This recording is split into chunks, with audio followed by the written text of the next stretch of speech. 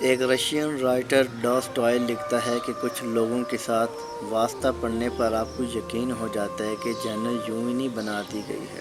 اللہ اکبر، کتنے سخت جملے ہیں۔ اللہ نہ کرے کبھی کسی کو ایسی بد دعا دی جائے، اور مجھے لگتا ہے کہ کچھ رائٹر کا بس نہیں چلتا کہ قلم سے سر قلم کر دیں۔ ہمیں زندگی میں اس درجے کی نفرت نہیں کرنی چاہیے۔ الحمدللہ مجھے اتنی نفرت کسی سے نہیں ہوئی۔ اپنے تو خیر اپنے ہوتے ہیں، غیروں کے ساتھ بھی نہیں ہوئی۔